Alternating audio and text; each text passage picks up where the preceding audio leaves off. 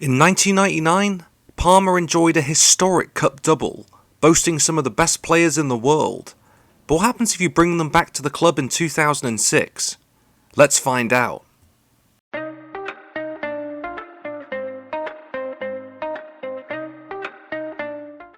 Seven years after their biggest victories, Parma still reside in Serie A. This would be their penultimate season in Italy's top flight. Their relegation ended an 18-year stay in the division. After a short return, in 2016 the club were relegated altogether down to Serie D. They had amassed debts in excess of €200 million. Let's hope in this alternate reality, things go a little better. And I'm quite confident they will. When you see the quality of players these guys enjoyed in the 90s, it's no surprise whatsoever how good this team was. I've lowered the ages of each of their new arrivals, so Parma will be enjoying these guys in their primes, including one player who literally just captained his nation to a World Cup triumph. Sadly, in reality the club were forced to sell the majority of their biggest players, but we will find out what they can do at the club, which really established them all. All in all, there'll be 7 players returning: Buffon, Thuram, Cannavaro, Juan Sebastian Veron, Hernan Crespo, Stefano Fiore and Enrico Chiesa. Whatever the club generates in revenue, they'll also be able to spend. But Parma in this era are not going to be the biggest spenders in the world. They're going to need to rely on the talent of these 5 players. And they are arriving in a pretty interesting era of Serie A. Juventus are relegated, Milan, Lazio and Fiorentina have all accumulated significant points deductions. On paper, the first season should be a huge opportunity to win a trophy. We'll be lining up with a 4-4-1-1. We have a really strong spine to the team. The fullbacks are going to be the weakest links in my opinion, at least until we can make a new signing. We're going to play a counter-attacking style to ensure stability. With the qualities of Veron and Crespo, I'm sure that they're going to convert whatever chances we get. In our first season, Parma's involvement in the UEFA Cup and the Italian Cup was brief. In the early stages of both, they'd be eliminated. Scott McDonald's single goal was enough to beat Parma. There have been positives. Here Veron links up with Crespo. Once again, Veron was instrumental in the midfield, advancing the ball towards the goal before another fine finish by his compatriot. Despite the early cup disappointments, the league was a different story. 17 games in, and Parma are sitting just 2 points from the top of the table. The highlight of the season has to be a 6-1 victory against Ascoli. Veron would complete a hat-trick, including this outrageous long-range finish. Unfortunately, they just couldn't replicate the form they showed earlier in the campaign. The backline definitely showed its qualities though, only conceding 24 times all year. The last 5 games were particularly bad, earning just 5 points and ensuring we missed out on the Champions League. Hernan Crespo had a season to remember though. The club's all-time top scorer would finish 3rd in the Golden Boot race. Definitely another shout out goes to Veron. His 17 goal contributions were instrumental. Moving into Season 2, and the club has £15 million to spend. Unsurprisingly, I've tried to improve at fullback, as well as a defensive midfielder. Ideally, we want Juan Sebastian to be an attacking force, not limiting his game at all. Maxwell is probably our biggest signing. At just £4 million, he'll slot in nicely at left back. With yet another Italian Cup elimination, the UEFA Cup and the League would be the 2 fronts we're battling in. Parma would top their group and continue into the knockouts. Following Thuram's intervention, the ball went long, and Crespo's away goal was decisive and ensured progression to the next round.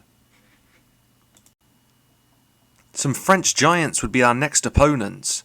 Cannavaro converts Veron's cross. Lyon were just too strong though, securing a 4-1 aggregate victory. In the league, there wasn't much to cheer about either. Once again, the defence was elite, conceding just 35 over 38 matches, but they could only muster a 9th place finish. The goals dried up significantly, particularly Crespo, who struggled a lot this season with injuries. With no European football and an early cup elimination, Parma could spend season 3 focusing on the league. The Argentine found the back of the net again, creating space for himself with an accurate finish. This was probably the best result of the year, a convincing 3-0 victory against Roma. They'd improved 4 positions all the way up to 5th and back into the Europa League. At this point, it was time for a managerial change. Retro FM would leave the club and Ruud Gullit would arrive. He'd spend nearly 12 years in the managerial dugout, winning an FA Cup with Chelsea. Hopefully he can get some more silverware here. The Dutchman's first season was pretty disappointing. They'd make it to a Coppa Italia quarter-final, but the league form was dreadful. There was simply a lack of creativity, only scoring 43 times. Crespo had a bounce-back year. He scored nearly 40% of the team's entire goals. Some of Gullit's signings haven't worked out great yet. It looks like he changed the system slightly to a 4-4-2. Chamakh was acquired to be partnered with the Argentine. Another year's passed, and the 2012 season is the best yet. Parma win 50% of their matches, and for the first time, qualify for the Champions League. In their inaugural season, 4 victories in the group stage would be enough to progress. After avenging their defeat to Lyon 6 years ago, the next opponent would be Liverpool. Chamakh scored the goal to stretch the lead to 2. Parma would thoroughly beat them and set up a semi-final with AC Milan. Hernan Crespo would have a glorious opportunity to get Parma a valuable away goal. He made a mess of the initial chance, but his teammate finds the back of the net. In the second leg, he wouldn't make the same mistake. With Milan reduced to 9 men, Robin van Persie was forced to play keeper. He would concede 3 in 30 minutes, and they were en route to the final. David Villa has a lot to answer for here. 5 minutes in, and a goal from a very unlikely source. Unfortunately, that was the only goal of the game. An injury to Veron meant he missed the final altogether. Crespo barely had a chance. But let's move back to the league. With 8 games gone, Parma are in a decent position, unbeaten with 2 games in hand. 26 games later, and things are still looking good, topping the table but being closely pursued by Roma. Needing a victory on the final day of the season, Parma did what was necessary. Buffon was impeccable. And after 7 seasons, they finally did it. Their first trophy since 2002. They lost just 7 games all year and boasted one of the best defences in the division.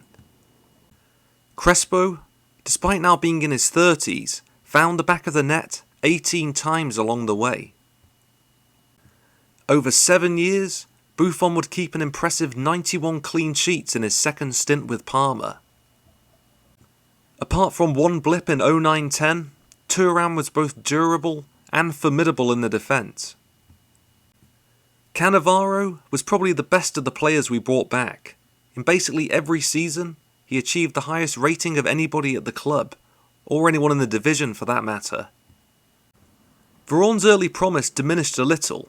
Over the last 3 seasons, he struggled badly with injuries and couldn't replicate his earlier form. In total, he registered 71 goal contributions in Serie A.